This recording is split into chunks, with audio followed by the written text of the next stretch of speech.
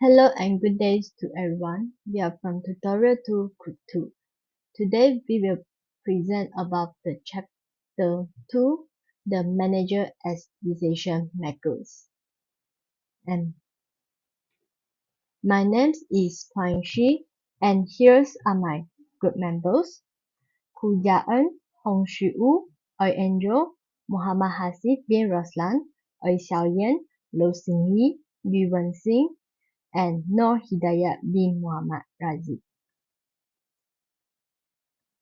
And now I would like to present the question 1. Why is decision making often described as the essence of the manager jobs?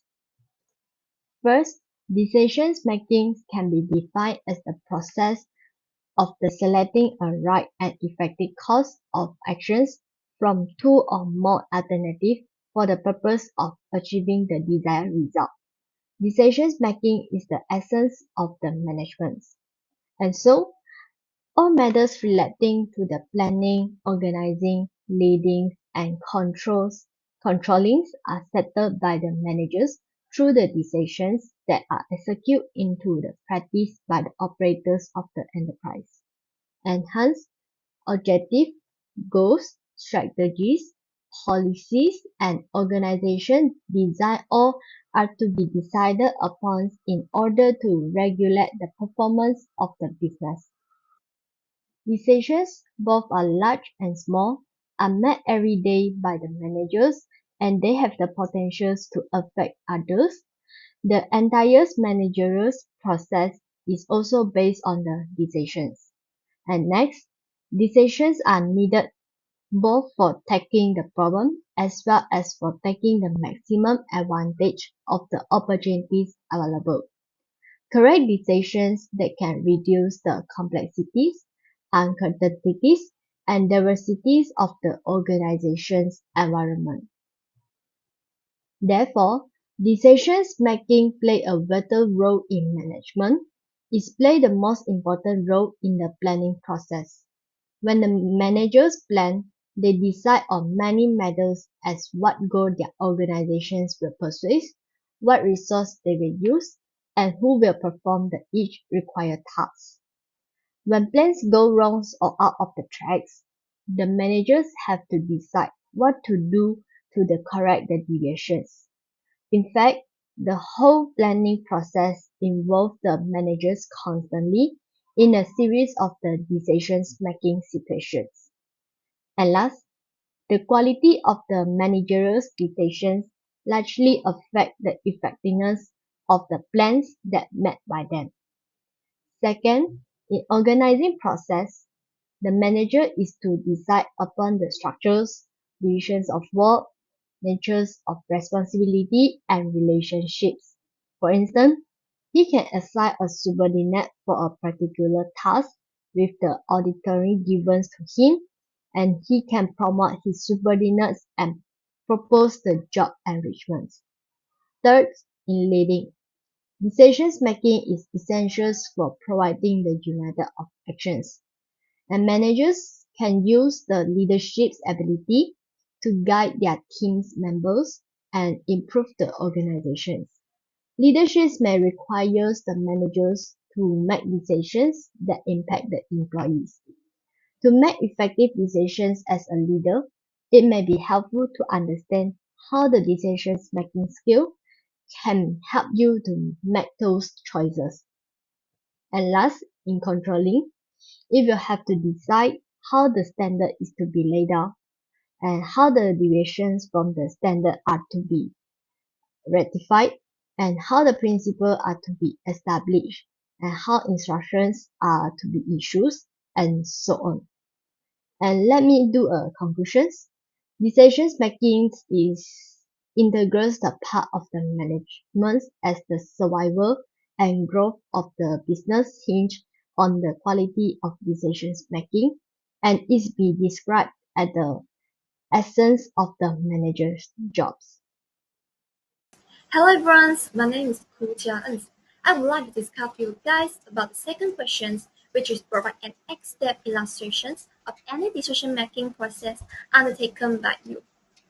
So now let's start our first step in decision making, which is identifying problems. Now let us take the case of an IT department manager. The managers use a computer a lot, especially for coding purposes, and has bought a laptop purposely for coding work. After a few years, the computer's CPU started to overheat easily, and he had to wait for the CPU temperature back to normal to continue his work. This problem has affected his work efficiency, and he would like to buy a new one computer since it is not cost effective for repairing or upgrading the current computer. Therefore, the problem is the discrepancy between the manager's need to have a computer that can work for long periods continuously and the current situation that current computers cannot work for long periods continuously. So, how do managers become aware they have a problem? They have to make a comparisons between currency and some status, which can be past perform, previously set goal, or the performance of some other unit within the organizations or in other organizations. The last one is benchmark organizations. In our computer buying example, the standard is past perform, a computer that can work for a longer period continuous and will not overheating quickly. So next, once a manager has identified a problem that needs attention, the decision criteria that will be important in solving the problems must be identified. In our computer buying example, the manager assesses the factors that are relevant in her decisions, which might include criteria such as price, battery life, storage, memory, CPU, warranty, and the last one is display quality. So after identifying criteria, what step we should do now? The next step we need to do is rate the criteria. In many decision-making situations, the criteria are not all equally important. So the decision maker has to allocate weights to the items listed in step 2 in order to give them their relative priority in the decisions. A simple approach is to give the most important criteria a weight of 10 and then assign weights to the rest against that standard. Thus, in contrast to a criterion that you gave a 5, the highest rate factors is twice as important. So, what is the most important criteria in her decision? So, the answer is CPU. And what has low importance? Answer is warranty. So, let us continue with step 4. The decision maker lists the alternative that could successfully resolve the problems. Let us assume in our example that our managers identifying 4 laptops as viable choices. The first one is MacBook Pro, and the second one is Lenovo Legion 5, and the last one is Alienware S70R2. So, once the alternatives have been identified, the decision maker critically analyzes each one. So how? By evaluating it against criteria, the strengths and weaknesses of each alternative become evident as they are compared with the criteria and weights established in step 2 and 3. The example is as below, such as Legion has the high score and MacBook has the lower score in terms of price. So now, it's time to choose the best alternative from among those assessors, because we determine all pertinent factors in the decisions, weight them appropriately, and identify and assess the viable alternative. This step is fairly simple. Choose the alternative that generated the highest score in step 5. In our laptop example, the manager would choose the Asus ROG Flow X16 because its score highest which is 442 points, so it can become the best alternative. Although the choice process is completed in the previous step, the decisions may still fail if it is not implemented properly.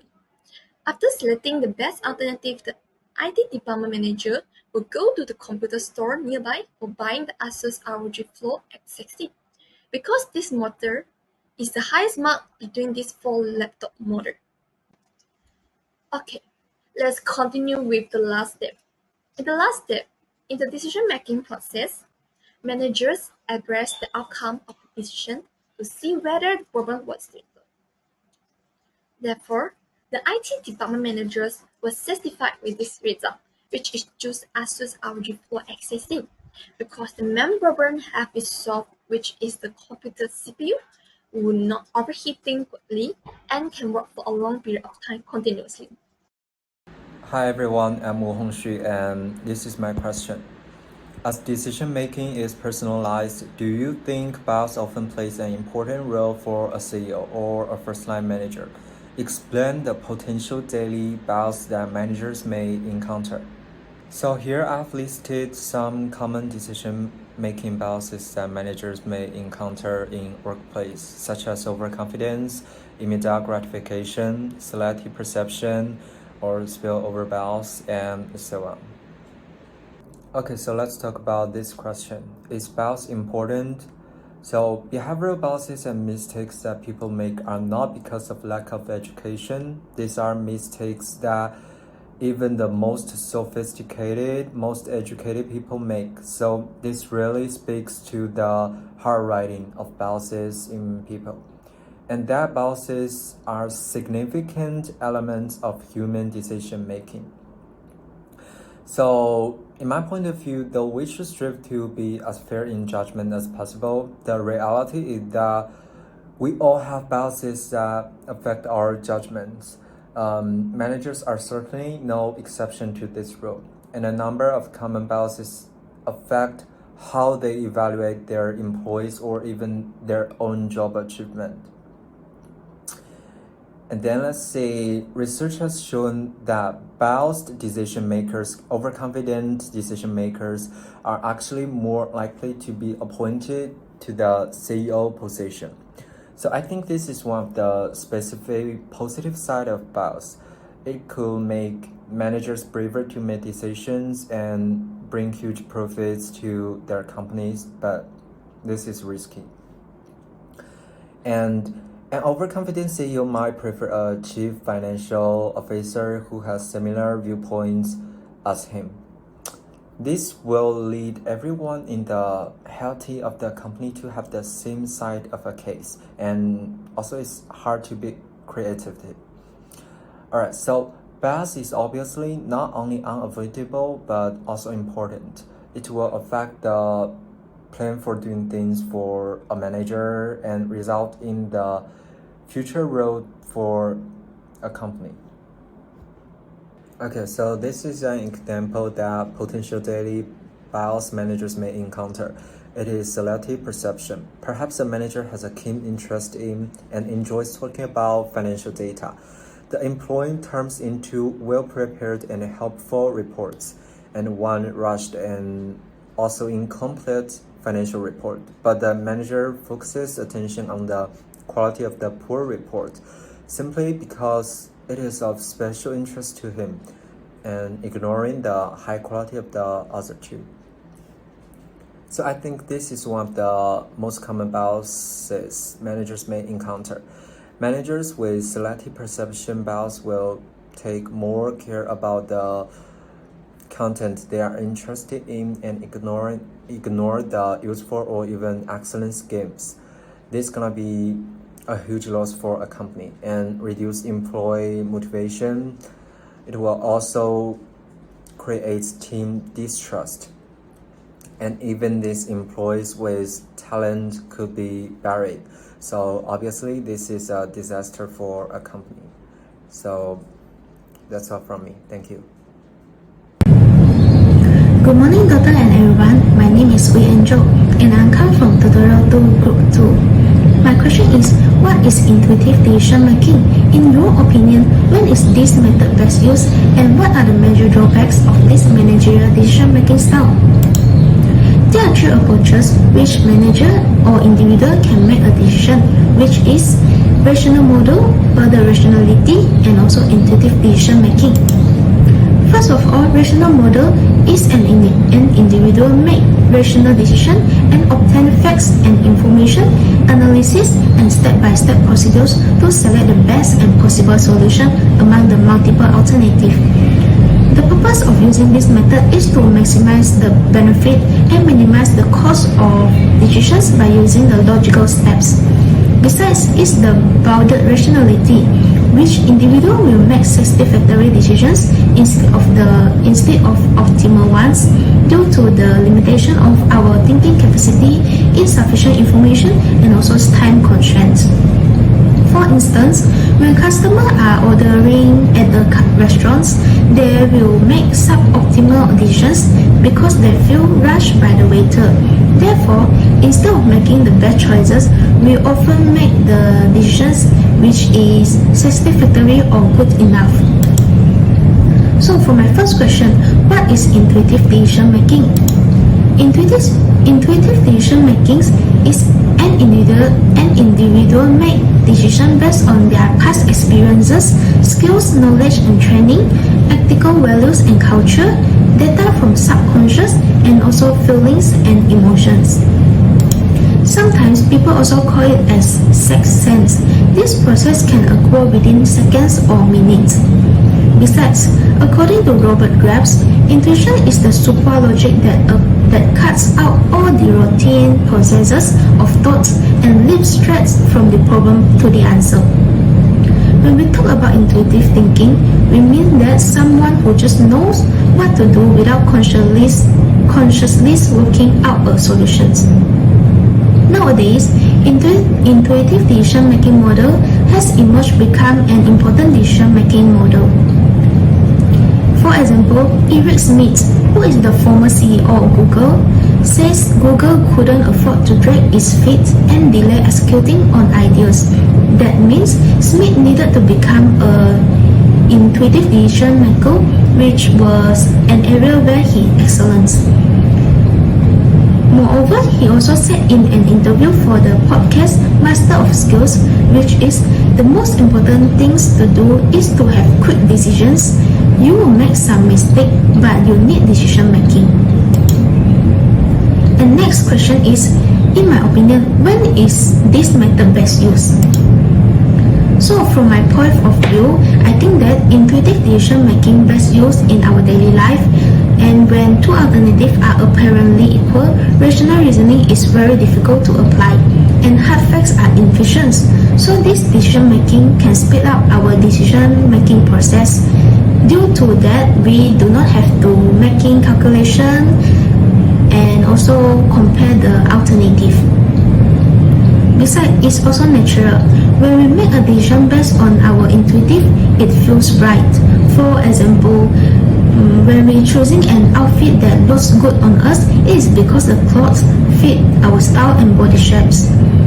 And moreover, it also allows for creativity. For instance, we have to consider that what to cook today for breakfast, lunch, and also dinner. And the last question is, what are the major drawbacks of this managerial decision-making styles? So, instead of there are many benefits for this decision-making style, there are also some drawbacks, which is poor decision-making. Intuitive thinkers tend to make poor decisions and mistakes when they use their intuitions to guide them instead of considering all options and approach logically. They will respond quickly to inaccurate, insufficient, unreliable, or incomplete information based on patterns from previous experiences. Especially in rapid changing environments such as stock market trading. And moreover is the short-term emotional bias. According to the cognitive research has shown that even expert decisions are influenced by unrelated emotions during the time of making a decision. For instance, when a worker gets scolded by his boss, then on that time he need to consider that what input should he buy for the production, so his decision will also affect by his emotions. And lastly is the lack of openness. This is due to that every person has a different experience. Best that provides the platform for their intuitions. Given that one's intuition is not easily explained, it is difficult to use intuition in a group context.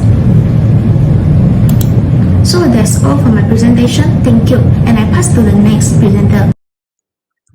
Hi everyone, I'm Selian and today I will present question 5, which is Herbert Simon started work on bounded rationality and satisficing because of his hypothesis that people had a limited ability to grasp the present and anticipate the future. Discuss the problems associated with making decisions using the rational model. First, I would like to talk about bounded rationality. Bounded rationality is the idea that rationality is limited when individuals make decisions. And under this limitation, rational individuals will select a decision that is satisfactory rather than optimal. And for example, traders who would make a moderate or risky decision to trade their stock due to time pressure and imperfect information of the market at that time. Second, what is rational decision making? Rational decision making is the opposite of intuitive decision making, and it is a strict procedure utilizing objective knowledge and logic. It leverages objective data, logic, and analysis instead of subjectivity and intuition to help solve a problem or achieve a goal. And last, it is a step-by-step model that can help you to identify a problem, pick a solution between multiple alternatives, and find an answer. Next, there are a few assumptions of the rational decision-making model. The first is problem clarity. In rational decision-making, the problem must be clear and unambiguous. And the second is known options. The decision maker can identify all the relevant criteria and viable alternative. The third is clear preference. Rationality assumes that the criteria and alternatives can be ranked and weighted. Next is constant preference. Specific decision criteria are constant and the weights assigned to them are stable over. The following assumption is no time or cost constraints. Full information is available because there are no time or cost constraints. Last but not least, maximum payoff. The choice alternative will yield the highest perceived value. The last part that I will present is the problems associated with rational decision making. First, people rarely have a full or perfect information. So for example, the information might not be available, the person might not be able to access it, or it might take too much time or too many resources to acquire. The second problem is individual rationality is limited by their ability to conduct analysis and think through the competing alternatives. So the more complex a decision, then the greater the limits are to making completely rational choices. The last problem is rather than always seeking to optimize benefits while minimizing costs, people are more often willing to choose an acceptable option rather than the optimal one. This is especially true when it is difficult to precisely measure and assess factors among the selection of criteria. That's all from me. Thank you. Hi everyone, I'm Hasif Roslan. Now I'm going to present about CAS application, which is about efficiency and sustainability in United Parcel Service Company. After discussion, we summarize our 10 points from the article. The first point, United Parcel Service is the world's largest package delivery company. It is an American multinational company shipping and receiving and supply chain management company founded in 1907. United Parcel Service delivers more than 20 million parcels and papers to all addresses in North America and Europe, as well as to more than 220 other nations and territories. In 2017, there were 5.1 billion parcels and papers sent globally. In 2021, they delivered an average 25.2 million packages per day, totaling 6.4 billion packages during the year. The total revenue in 2021 was $97.3 billion and a workforce of almost 400,000 employees. For United Parcel Service, efficiency and consistency have always been prioritized. Making decision is the act of procedure of weighing your option and choosing one. It is crucial to understand that managers making decisions on a regular basis and that the caliber of those decisions affects the organization. For United Parcel Service, efficiency is always less than 100%, mainly because of the limited control on the way in which water is applied and how it will distribute itself in the soil. Hi, I will continue to give the 10 points of summary that we gained from United Parcel Service has been described as an efficiency freak. Technology that have been used by United Parcel Service, which is Orion, that stands for On-Road Integrated Optimization and Navigation, can make the driver work easier because it have many functions such as choose the route for the driver and detect how long the drivers have worked. All of that information is useful when making a fine-tuning of the targets. It is useful also to consider the index of targeted sectors that will be much help not to create false expectations. The drivers that did not use Orion because of unwilling to move into modern things other than don't understand the technology need to give a reason why they didn't want to use it. They had many experience so they comfortable to do the work even when not use the Orion or maybe the Orion itself that make their works become trouble. Managers need to respect the option of the drivers but somehow need to keep the work smooth and reach the target of the company so that it will be moved forward without no problem in the company. The efficiency and caliber of those choice influence a manager's performance at once influence the company's performance. The concept of efficiency is related to distribution of water within the root zone. That's all for summary. Everyone, my name is Lord Xingyi, and today I'm going to present question 11. Why are efficiency and safety so important to your PS? The definition of efficiency is the ability to accomplish a job with a minimum expenditure of time and effort, while safety means that the state of being safe, freedom from the occurrence or risk of injury, danger, or loss. My answer for this question is safety and efficiency so important to UPS because they have held the company one of the most reputable in the delivery business. Safety and efficiency are instrumental characteristics that build the megaphone to its current shape. For efficiency, due to the nature of the business, customers want an assurance that their parcel will be delivered in time. Companies that can guarantee this have high chances of being patronized.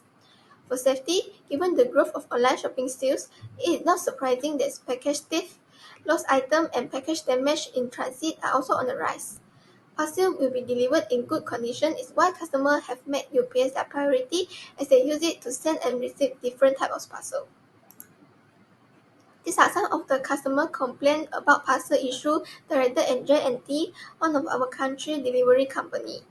Therefore, UPS places a premium of safety and efficiency in order to avoid repeating the same mistake made by J&T. Safety, on the other hand, is important as they will face the problem of labor union if this matter is not taken in great consideration by the company.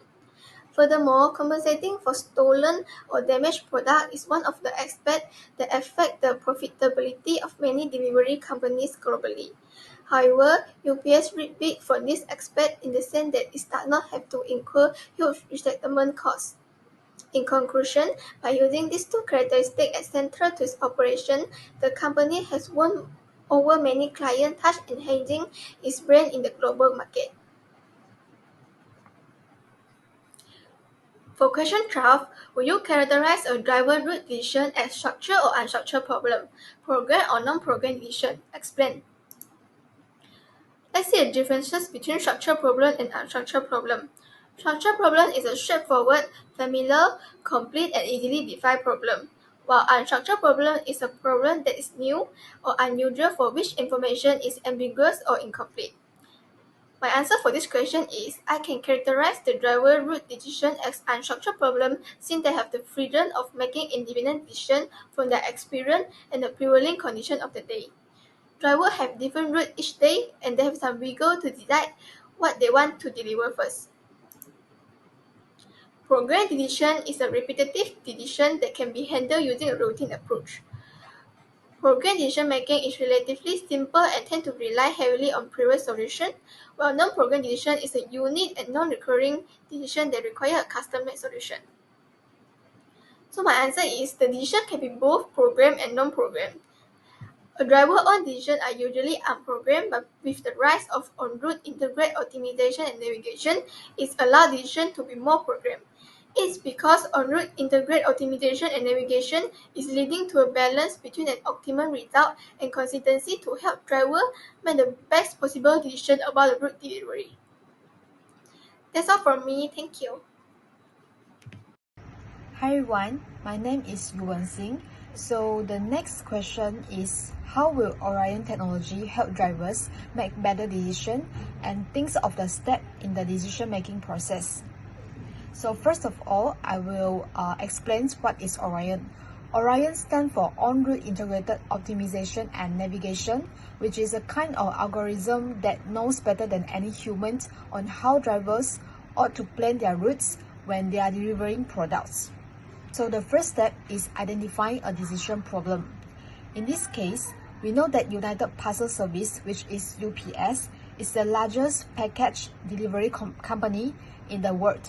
Hence, efficiency and uniformity has always been important to UPS.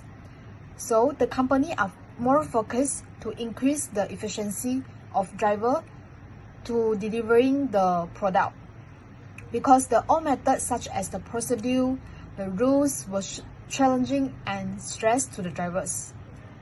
So the next step is identifying decision criteria on how to improve efficiency. In this step,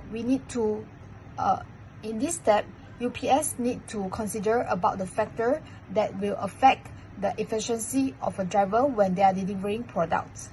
So the consideration will be the spatial delivery time, route regulation, the existence of private routes that does not appear on maps. The next step is weighting criteria, which you have to consider that each driver makes an average of 120 stops per day. Next step is step 4, which is develop alternative.